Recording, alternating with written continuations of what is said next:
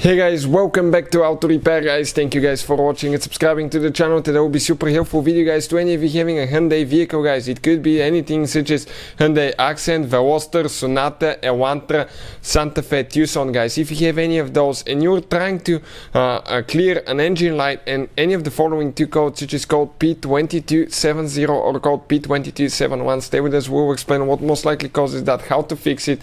It's not very complicated guys, but if you don't follow certain procedures, you don't use certain tools, you can actually cause quite a bit of damage to expensive parts of your vehicle. So all that will be covered today. We'll explain how to test the sensor, okay, where to find information about testing it that can cause that, and also we will share guys what computer diagnostics we use for the engine codes and things like that, because many of you guys constantly ask me in the comment section below. So we'll cover all that in this video today. If you guys need to buy any parts, tools, anything for your Hyundai guys, okay, we're going to share the links in the description of the video below for your convenience, and you can see where we get all the tools and parts from for a really good price and quick shipping as well.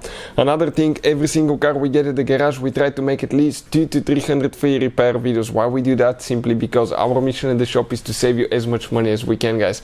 All we need in return, please subscribe to the channel, like the video, that way we can save you even more money and provide even more videos. Now, if you have a Hyundai, you want to check guys our second channel. It's called Electrical Car Repair Live. We're going to share so much helpful information about diagnostics, engine codes and things like that there as well, so definitely check it out.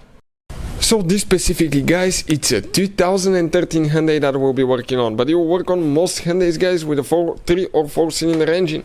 You need to find where your intake manifold side is located. That's where the engine is getting its air and gasoline from, and then you come on the back side, on the opposite side of your engine, and you will find the exhaust manifold. Never touch here, it will be super hot. We recommend to let the car sit overnight before you start working on it.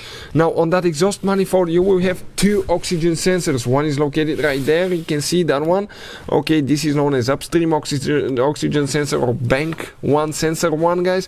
What it does, it detects how much air and fuel you still have left in the exhaust manifold. By doing that, it will send information to the engine computer. Okay, let me show you. This is your engine computer, usually looks something like that, and from there guys it will calculate if you have rich, lean fuel mixture. The engine computer can do adjustments so you have a nice running vehicle that meets the emission standards.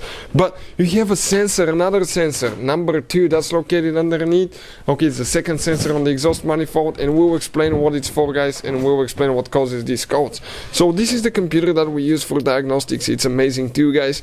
Okay, it works on almost any car you can think of. Hyundai is right here. You can usually access most computers guys in your car. This Hyundai has for instance 17 computers, but some have even more than that. You can read codes, delete codes, and see live data for every system, which makes it super convenient. Now let me get underneath guys. Both of us are going to get underneath so we can show you what we're talking about. Okay, right here somehow. So there is one sensor guys on the exhaust manifold.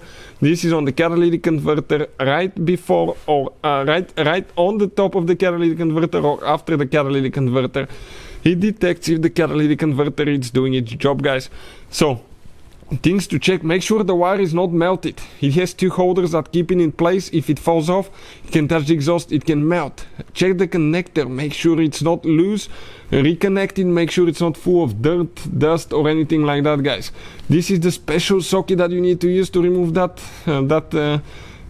oxygen sensor, and we have a special video that explains how to remove and replace downstream oxygen sensor on a Hyundai guys, on a Hyundai Sonata. So it will teach you how to do that. Check it out, and once you get it loose, this is the sensor. Also, if you want to find out how to test, how to know if the downstream oxygen sensor is good or bad on your Hyundai Sonata, okay, we have a special video that is going to teach you all that. Okay, and it will show you guys how to do it. So all that will be on our channel, and we will recommend to check it out guys.